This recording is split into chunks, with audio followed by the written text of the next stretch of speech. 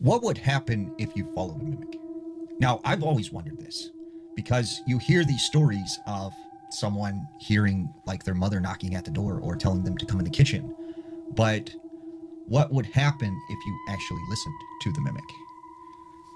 Here's a story that might tell you why you should not follow a mimic. There was this young man named Aiden. Now, Aiden lived with his grandfather and his two parents. Now, one day, Aiden was hanging out in his bedroom and he's playing a game. Well, he hears his parents like pull in and he looks out the window and sees them getting out of the car, unloading some groceries into the house. So he's like, awesome, man, we're going to have something to eat. So he goes back to his game and then he hears his mother say, Aiden, come in the kitchen. I got some food. And he, at this time was like in the middle of a battle. So he's like, hold on, mom, I'll be there shortly. I'm in the middle of a battle. And she goes, come on, Aiden, hurry up. Come in the kitchen. And all of a sudden, he said he got a phone call and it was from his mom. And he's like, why did she call me when she's in the kitchen? So he picks it up and his mom's like, hey, honey, we're at the grocery store. Do you want us to get you anything? And he goes, what do you mean you're at the grocery store? You already got groceries. You're in the kitchen. And she goes, what are you talking about? We just got to the grocery store. And he looks out the window and sees that their car is not there. And then right at this moment, he hears his mom saying, you better get in the kitchen right now or you're going to be in trouble. You better come eat. And like, he's like, I got to call you back, mom. He hangs up. So he goes and he locks his door and then he calls his mom right back and is like, look, when you get home, call me. I'll help you bring in the groceries. So about 25, 30 minutes later, his mom calls him. And she's like, honey, we're home. Come outside. And he said he was getting ready to go out of his room, but he looked out his window first and their car wasn't there. So he's like, you know what? I don't know what to do because I don't know like who really is my mom right now.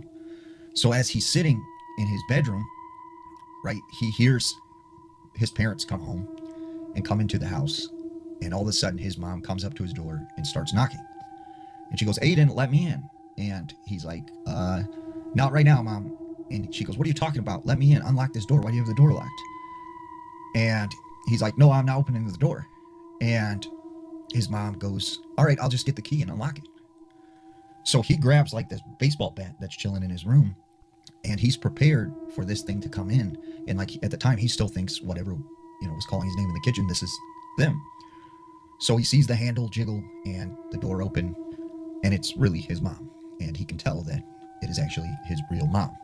And she goes, what are you doing? And he's like, oh, nothing. And he sets the bat down. And she's like, you're acting weird and stuff. And there's food in the fridge if you're hungry. So he didn't know what to make of that. Like, what did he just experience? And he didn't feel like he could tell his parents about it. So he decided to talk to his grandpa, who was kind of like his best friend at the time. So he goes to his grandpa's room and he's like, Grandpa, he's like, have you ever seen something like you can't explain? And he goes, what do you mean? And he tells the story about like how he thought his mom and dad had came home, he's seen their car and everything, but it wasn't actually them. And the grandpa goes, oh no. And he goes, what's wrong, Grandpa? And he says, well, when I was a young boy, I grew up in a small Polish village near Warsaw. And he said, we had this term that was this long Polish word, but it roughly translated into evil twin. And he said they believed there were these evil spirits that could take the form of anyone and would try and trick you and lure you, out into the woods. So his grandpa said, when I was a young boy, my father had me chopping wood outside. And I hear my grandma's voice coming from the forest. And she's saying, come in the woods. I baked you a pie. Like, come out here. It's nice and warm. Like, you'll like this pie. And he said, he was so hungry, like he almost started to go out into the woods until his father ran and grabbed him and said, get back in the house. And his father locked the door and said, if you hear someone calling you from the woods, don't ever go, don't respond.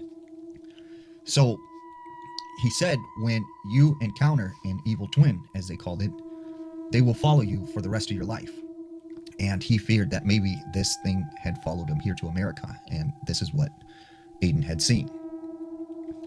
A couple weeks later, his parents are gone and it's just him and his grandpa. And they're watching this World War II documentary in the living room. Well, all of a sudden, like, the wind picked up and a strong breeze pushes the back kitchen door open, and they hear it, open up. So his grandpa's like, I'll go and close the door real quick, and I better lock it so it doesn't blow open again. So his grandpa goes into the kitchen, but after about 10, 15 minutes, he doesn't come back. So Aiden's like, Grandpa? Grandpa, are you all right? He goes into the kitchen, the back door's still open, and he doesn't see his grandpa. He goes throughout the house, he's yelling his name, he doesn't see him anywhere. So he goes out, to the back door, and he's yelling his grandpa's name, he doesn't hear it. So he calls up his parents, and his parents come home immediately, and like they call the police, and they do this big search throughout the neighborhood and into the woods. And they end up finding his grandfather in the middle of the woods. He is completely naked. He is confused and like doesn't know who he is, doesn't know anything, doesn't remember anything. So they bring him back home and everything. Well, Aiden said that, they chalked this up to dementia and said he was diagnosed with like a severe case of dementia. But Aiden, in his mind, suspected, because of the series of events that happened before this and his grandfather going out to the kitchen when the door opened, that this was the evil twin thing that his grandfather had talked about. And he said, although his grandfather had completely lost his memory, from time to time, he would say to Aiden, is my brother outside? Is my brother out there? And he couldn't figure out why, like, his grandfather would keep saying that.